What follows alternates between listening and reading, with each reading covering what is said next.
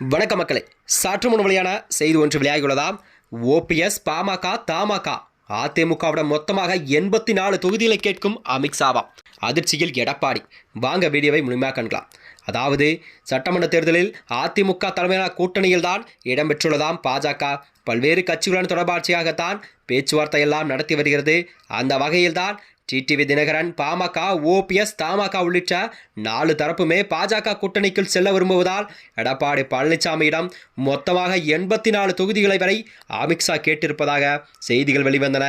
இந்த செய்தியானது அரசியல் வட்டாரத்திலே பெரும் பரபரப்பை எல்லாம் கிளப்பி வருகிறதா. அதாவது சட்டமன்ற தேர்தலுக்கு இன்னும் 7 மாதங்களே மட்டும் இருக்கும் நிலையில்தான் தமிழ்நாட்டில் ஒவ்வொரு கட்சியுமே தங்கள் கட்சி பணிகளை தீவிரமாக மேற்கொண்டு வருகிறது. அதில் திமுக கூட்டணியானது இருக்கும் கட்சிகள் எல்லாம் கண்டிப்பாக அந்த கூட்டணியில் உறுதியாக இருந்து வரும் சூழலில்தான் அதிமுக கூட்டணியில் மட்டும் பாஜக மட்டுமே இணைந்துள்ளதாம். இதனிடையே தான் நடிகர் விஜய் கூட தலைமையிலான தாவேக களம் வந்துள்ளதால் தேர்தல் களமானது சூடுபிடிக்க தொடங்கிவிட்டதா. இது மட்டுமின்றி இந்த நிலையில் தான் எடப்பாடி பழனிசாமியோ கடந்த வாரம் டெல்லி சென்று மத்திய உள்துறை அமைச்சர் அமித்ஷாவை சந்தித்தாராம். அவர் அமித்ஷாவை சந்தித்துவிட்டு வெளியில் வந்தபோது கட்சிப்பை முகத்தை மூடிய காட்சிகள் எல்லாம் வெளியானது.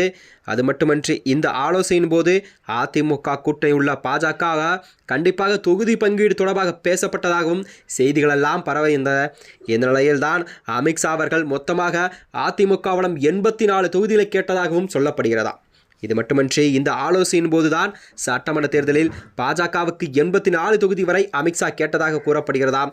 அதாவது அதிமுகவுக்கு 150 தொகுதிகளும் பாஜகவுக்கு 84 தொகுதிகளை ஒதுக்க வேண்டும் என்று பேசப்பட்டிருந்தாலும் பேச்சுவார்த்தை நடைபெற்றதாகவும் செய்திகள் வெளிவந்தன.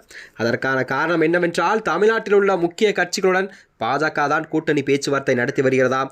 ஏற்கனவே தமிழ் மாநில காங்கிரஸ், பாமக ஆகிய கட்சிகள் நாடாளுமன்ற தேர்தலின் போது பாஜக கூட்டணியில் இடம்பெற்றதாம். அந்த 2 கட்சிகளுமே தேர்ந்துதான் டிடிவி தினகரன், அமமுக மற்றும் ஓபிஎஸ் ஆகியோரை பாஜக கூட்டணிக்குள் கொண்டு வர திட்டமிட்டதாகவும் இதற்காக அதுக்கு தொகுதி பங்கீடு ஒதுக்கீடு சீட்டாக சில தொகுதிகளை கேட்க கண்டிப்பாக முடிவுகள் செய்யப்பட்டதாகவும் அமித்ஷாவிடம் தகவல் வெளியாகிறதா. அதன் காரணமாகத்தான் அண்ணாமலை கூட அமமுக பொதுச்செயலாளர் டிடிவி தினகரனை சந்தித்து ஆலோசனையில் ஈடுபட்டதாக தகவல் கிடைத்துள்ளதாம். அந்த சந்திப்புக்கு பின்னால் ஓபிஎஸ் தனது முடிவை மறுபரிசீலனை செய்ய வேண்டும் என்று அண்ணாமலை கேட்டுக்கொண்டாராம். இதனால் தான் இருவருமே மீண்டும் தேசிய ஜனநாயக கூட்டணியில் இணைவார்கள் என்ற எதிர்பார்ப்புகளாம் மக்களிடம் எழுந்துள்ளதா.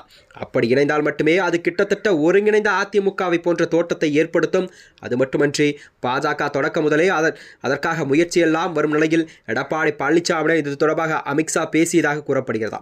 இதன் காரணமாகத்தான் பாஜக தரப்பில் 84 தொகுதிகள் அமித்ஷா அவர்கள் கேட்கப்பட்டதாக எடப்பாடியிடம் கேட்கப்பட்டதாக அரசியல் வட்டாரத்தில் பேசப்பட்டு வந்தது. அதாவது அதில் பாஜகவுக்கு மட்டும் 35 தொகுதிகள் வரை ஒதுக்கப்பட உள்ளதாகவும் பாமகவுக்கு 25 தொகுதிகள் வரை ஒதுக்கப்பட வாய்ப்பு இருப்பதாகவும் கூறப்படுகிறதாம். இதன் பின் தான் அமமுக, ஓபிஎஸ் மற்றும் தமாக உள்ள கட்சிகள் எல்லாம் தொகுதிகள் ஒதுக்க முடிவு எடுக்கப்பட்டுள்ளது.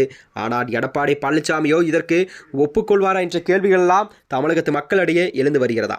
ஏனென்றால் அதிமுக 150 தொகுதியில் போட்டியிட்டால் 2021 சட்டமன்ற தேர்தலில் திமுகவுக்கு ஏற்பட்ட நிலைதான் கண்டிப்பாக உருவாக அதிக வாய்ப்புள்ளதாக, அதே போலதான் அதிமுக கண்டிப்பாக பெரும்பான்மையுடன் ஆட்சி அமைக்க முடியாத சூழலும் உருவாகலாமா. அதற்கு ஏற்றார் போலதான் அதிமுக தொண்டர்களாம் ஏற்றுக்கொள்ள மாட்டோம் என்று என்பதால் எடப்பாடி பழனிசாமியோ முடிவு என்னவாக இருக்கும் என்று எதிர்பார்ப்புகளாம் நிலை வந்தது. இந்த நிலையில் தான் அதிமுக பாஜகவுடன் கூட்டணி அமைத்த நிலையில் மக்களிடையே பெரும் அதிர்ச்சியும் ஏற்படுத்தி வந்ததாம். மேலும் இது போன்ற வீடியோக்களை தெரிந்து கொள்ள நமது சேனலை மறக்காமல் சப்ஸ்கிரைப் செய்து கொள்ளும். நன்றி, வணக்கம்.